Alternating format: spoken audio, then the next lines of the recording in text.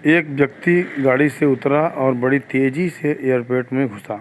जहाज़ उड़ने के लिए तैयार था।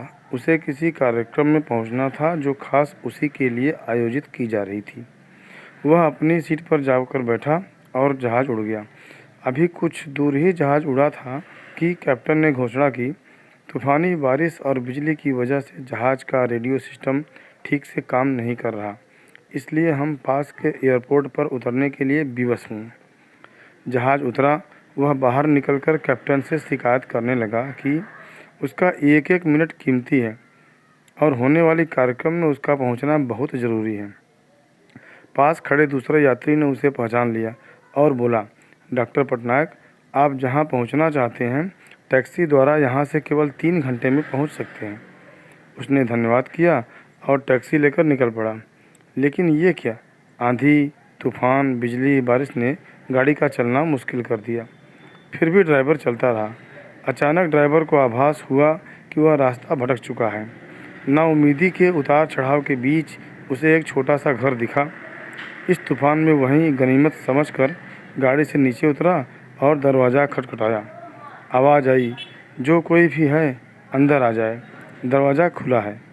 अंदर एक बुढ़िया आसन बिछाए भगवत गीता पढ़ रही थी। उसने कहा, माँ जी, अगर आज्ञा हो तो आपका फ़ोन का उपयोग कर लूँ। बुढ़िया मुस्कुराई और बोली, बेटा, कौन सा फ़ोन? यहाँ ना बिजली है ना फ़ोन। लेकिन तुम बैठो, सामने चरणामृत है, पी लो, थकान दूर हो जाएगी और खाने के लिए भी कुछ ना कुछ फल मिल जाएगा, खा लो ताकि आगे यात्रा के लिए कुछ शक्ति आ जाए। धन्यवाद, डॉक्टर ने बोला और चरणामृत पीने लगा। बुढ़िया अपने पाठ में खोई थी कि उसके पास उसकी नज़र पड़ी। एक बच्चा कंबल में लपेटा पड़ा था जिसे बुढ़िया थोड़ी थोड़ी देर में हिला देती थी। बुढ़िया की पूजा हुई तो उसने कहा, माँ जी, आपके स्वभाव और व्यवहार ने मुझ पर जादू कर दिया है। आप मेरे लिए भी प्रार्थना कर दीजिए, यह मौसम साफ़ हो जाए। मुझे उम्मीद है आपकी प्रार्थनाएं अवश्य स्वीकार होती होंगी। बुढ़िया बोली, नहीं बेटा, ऐसी कोई बात नहीं। तुम मेरे अतिथि हो और अतिथि की सेवा ईश्वर का आदेश है। मैंने तुम्हारे लिए भी प्रार्थना की है। परमात्मा की कृपा है, उसने मेरी हर प्रार्थना सुनी है। बस एक प्रार्थना और मैं उससे मांग रही हूँ, शायद जब वह चाहेगा उसे भी स्वीकार कर लेगा। कौन सी प्रार्थना? डॉक्टर बोला। बुढ़िया ने बोली, ये जो 2 साल का बच्चा तुम्हारे सामने अधमरा पड़ा है, मेरा पोता है। ना इसकी माँ जिंदा है ना ही बाप। इस बुढ़ापे में इसकी जिम्मेदारी मुझ पर है। डॉक्टर कहते हैं इसे कोई खतरनाक रोग है जिसका वो उपचार नहीं कर सकते। कहते हैं कि एक ही नामवर डॉक्टर है। क्या नाम बताया था उसका? हाँ, पटनायक, डॉक्टर पटनायक। वह इसका ऑपरेशन कर सकता है। लेकिन मैं बुढ़िया कहाँ उस डॉक्टर तक पहुँच सकती हूँ?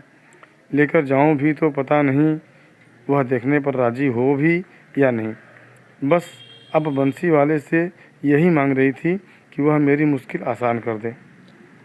डॉक्टर की आंखों से आंसुओं की धारा बह रहा था।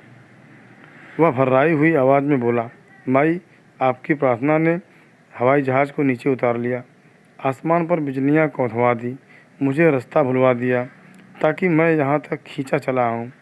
हे भगवान, मुझे विश्वास ही नहीं हो रहा कि एक प्रार्थना स्वीकार करके अपने भक्तों के लिए इस तरह भी सहायता कर सकता है। दोस्तों, वह सर्वशक्तिमान है। परमात्मा के भक्तों, उससे लौ लगाकर तो देखो। जहाँ जाकर प्राणी असहाय हो जाता है, वहाँ से उसकी परम कृपा शुरू होती है। जय श्री कृष्ण।